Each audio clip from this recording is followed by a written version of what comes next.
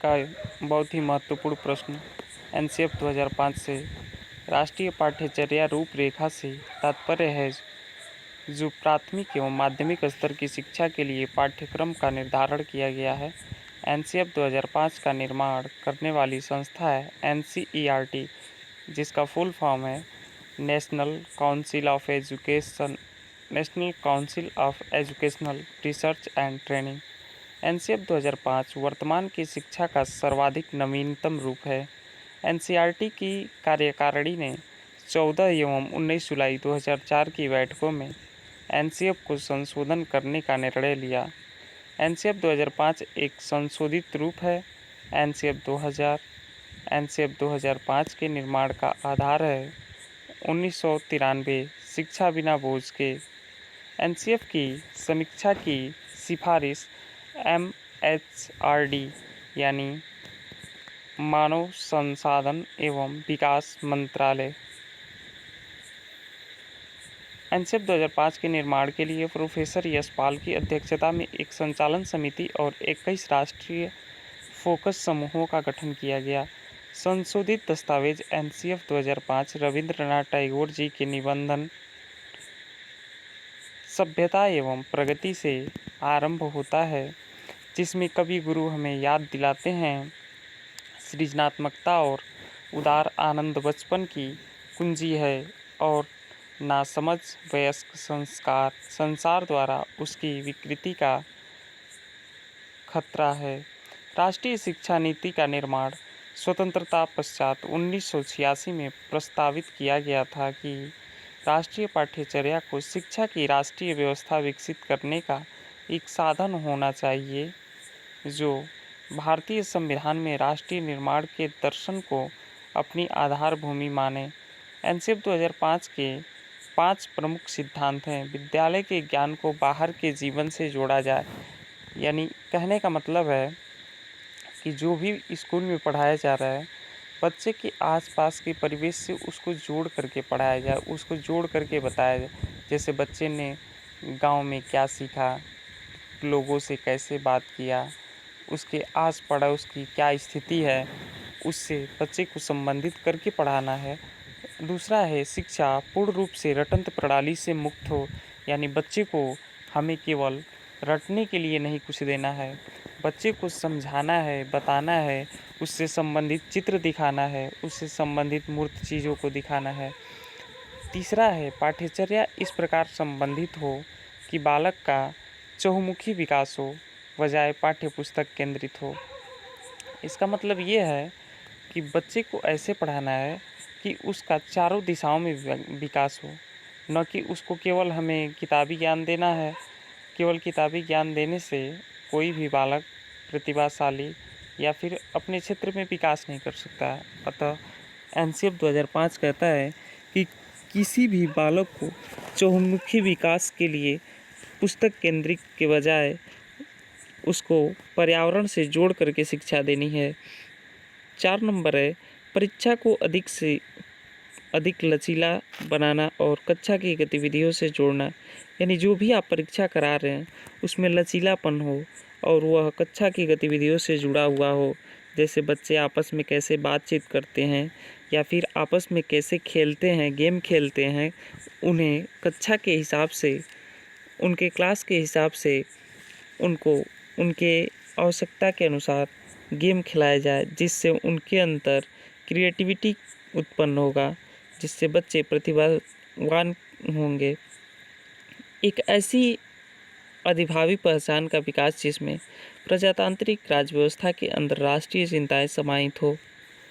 NCF 2005 की विशेषताएं हैं राष्ट्रीय पाठ्यचर्या की रूपरेखा में प्रत्येक छात्र हेतु शिक्षा के लिए उनके क्रम से कम स्तर को सुनिश्चित किया जा रहा है। इस पाठ्यचर्या के अंतर्गत संपूर्ण देश में 10+2+3 की शिक्षा की व्यवस्था की गई। एनसीएफ 2005 में इस राष्ट्रीय पाठ्यचर्या के रूपरेखा की मुख्य विषय वस्तु बच्चे के बैग के बोझ को कम करना, लर्निंग विदाउट बर्डन, यानी बच्चे के बोझ को कम करना, यानी बच्चा स्कूल जाए तो उसे बोझ का आभास न हो। ये बताइए आपका बच्चा है और वो पढ़ने जा रहा है, वो आपके मर्ज़ी से पढ़ रहा है, तो ये बताइए फिर उसका पढ़ने में मन लगेगा? नहीं लगेगा। अतः बच्चे के मन के हिसाब से उसे पढ़ाइए। बच्चे का दिमाग जिस चीज़ में लगता है आप उसी को करने के लिए उसे कहिए, न कि बच्चा कहता है कि मैं डॉक्टर बनूंगा और आप कहते हैं कि नहीं आपको डॉक्टर नहीं टीचर बनना है। तो यह बच्चे के विरुद्ध कार्य करना आपके लिए अनुचित होगा, क्योंकि आगे चल कर के लड़का कुछ भी कर सकता है, पढ़ाई भी छोड़ सकता है। अतः बच्चे का मन जिस क्षेत्र में लगे उसी क्षेत्र में उसे रहने दीजिए, पढ़ने दीजिए। अगला है, इस राष्ट्रीय पाठ्यचर्या की रूपरेखा में यह घोषणा की गई कि प्रत्येक 5 वर्ष के पश्चात पाठ्यक्रम स्तर पर पुनः निरीक्षण किया जाएगा एवं उसमें आवश्यकता अनुसार संशोधन भी किया जाएगा। यह पाठ्यक्रम जन सामान्य की आवश्यकताओं एवं आकांक्षाओं से संबंधित है। यह पाठ्यक्रम स्वीकृत सिद्धांतों एवं मूल्यों की उनको सीमा में रहकर लोचनशीलता तथा गत्यात्मकता में प्रकट सीमा करता है। इसमें सामाजिक न्याय, प्रजातांत्रिक मूल्यों, राष्ट्रीय एवं भाषात्मक एकता के विकास पर मूल्य रूप से बल दिया जाता है। एनसीएफ 2005 में त्रिभाषा सूत्र यानी मातृभाषा और राष्ट्रभाषा या राजभाषा तथा अंग्रेजी भाषा को प्रमुखता से रखा गया है। पढ़ना, लिखना, बोलना और सुनना ये क्रियाएं पाठ्यचर्या के सभी क्षेत्रों में बच्चों की प्रगति में भूमिका निभाते हैं और उन्हें पाठ्यचर्या की योजना का आधार होना चाहिए। गणित की शिक्षा ऐसी होनी चाहिए जिससे बच्चों के वे संसाधन समूह हों जो कि चिंतन और तर्क में, अमूर्तनों की संकल्पना करने में और उनका व्यवहार करने में, समस्याओं को सूत्रबद्ध करने और सुलझने में उनकी सहायता करें। विज्ञान की शिक्षा में इस तरह की तब्दीली की जानी चाहिए कि यह हर बच्चे को अपने रोज के अनुभवों को जांचने और उनका विश्लेषण करने में सक्षम बनाए। सामाजिक विज्ञान में पाठ्यचर्या के इस दस्तावेज द्वारा प्रस्तावित उपागम ज्ञान के क्षेत्रों की विशिष्ट सीमाओं को पहचानता है। एसएसटी के सारे पहलुओं में जेंडर के संदर्भ में न्याय और अनुसूचित जाति या जनजाति के मामलों को लेकर जागरूकता तथा अल्पसंख्यक संवेदनशीलता के प्रति सजगता होनी चाहिए।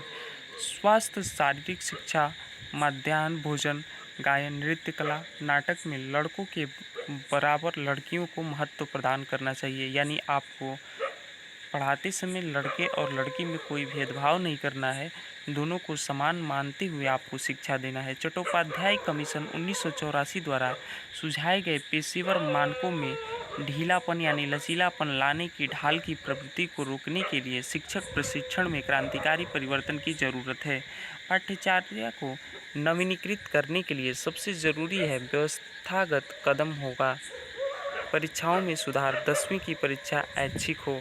एनसीएफ 2005 के अंतर्गत दूसरे उद्देश्य के रूप में ज्ञान की प्रकृति एवं बालक के सीखने की क्षमता, उसकी अधिगम प्रणाली एवं स्तर के अनुभव होनी चाहिए तथा इस पर जोर दिया जाना चाहिए। अगला है एनसीएफ की आवश्यकताएं। पूर्व प्रचलित पाठ्यक्रम के संकुचित आधार के कारण इसकी आवश्यकता पड़ी। प्रचलित पाठ्यचर्या में केवल पुस्तकीय एवं सैद्धांतिक ज्ञान में बल देने के कारण, पूर्व प्रचलित पाठ्यक्रम का जीवन से जुड़ाव न होने के कारण, रटने को महत्व देने के कारण, व्यक्तिगत भेदों को शिक्षण में स्थान मिलने के कारण, प्रचलित पाठ्यक्रम का केवल परीक्षण केंद्रित होने के कारण, प्रचलित पाठ्यक्रम में तकनीकी एवं व्यावसायिक शिक्षा की कमी के कारण, प्रचलित शिक्षा में नैतिक एवं यौन शिक्षण से सम्मिलित न होने के कारण। अब एनसीएफ 2005 में ही रविन्द्रनाथ टैगोर के निबंध से जो लिया गया है, सभ्यता एवं प्रकृति। जब मैं बच्चा था तो छोटी छोटी चीज़ों से अपने खिलौने बनाने और अपनी कल्पना में नए नए खेल ईजाद करने की मुझे पूरी आज़ादी थी। मेरी खुशी में मेरे साथियों का पूरा हिस्सा होता था, बल्कि मेरे खेलों का पूरा मज़ा उनके साथ खेलने पर निर्भर करता था। एक दिन हमारे बचपन के इस स्वर्ग में वयस्कों की बाजार प्रधान दुनिया से एक प्रलोभन ने प्रवेश किया। एक अंग्रेज दुकान से खरीदा गया खिलौना हमारे एक साथी को दिया गया। वह कमाल का खिलौना था, बड़ा और मानो सजीव हमारे साथी को उस खिलौने पर घमंड हो गया और अब उसका ध्यान हमारे खेलों में उतना नहीं लगता था। वह उस कीमती चीज़ को बहुत ध्यान से रखता था तथा हमारी पहुंच से दूर रखता था। वह इस खास वस्तु पर इठलाता यानी इतराता हुआ अपने आप को सबसे श्रेष्ठ समझता था, क्योंकि अन्य के खिलौने सस्ते थे। अपनी उत्तेजना में वह एक चीज़ भूल गया, वह तथ्य जो उस वक्त उसे बहुत मामूली लगा था कि इस प्रलोभन में एक चीज़ खो गई जो उसके खिलौने से कहीं श्रेष्ठ था। एनसीएफ 2005 की प्रमुख बातें हैं। शिक्षण अधिगम प्रक्रिया यानी बाल केंद्रित। एनसीएफ 2005 का निर्माण एनसीईआरटी द्वारा किया गया तथा प्रोफेसर कृष्ण कुमार के नेतृत्व में हुआ था। इसका प्रमुख लक्ष्य है आत्मज्ञान। एनसीएफ 2005 के अनुसार हर विद्यार्थी की अपनी क्षमता व कौशल होते हैं जो हर विद्यार्थी को उसे व्यक्त करने का मौका प्रदान किया जाना चाहिए। एनसीएफ 2005 में लिखा गया है कि शिक्षा को मुक्त करने वाली प्रक्रिया के रूप में देखा जाना चाहिए। सभी तरह के शोषण और अन्याय, गरीबी, लिंग भेद, जाति से मुक्त होना पड़ेगा। व्यक्तिगत अंतर के महत्व को स्वीकार करना तथा हर एक बच्चे की क्वालिटी को डेवलप करने का मौका देना चाहिए। एनसीएफ 2005 के अंग यानी भाग परिप्रेक्ष्य, सीखने का ज्ञान, पाठ्यचर्या के क्षेत्र, स्कूल की आवश्यकताएं एवं आकलन, विद्यालय का कक्षा वातावरण और व्यवस्थागत सुधार। एनसीएफ 2005 कंप्लीट हुआ।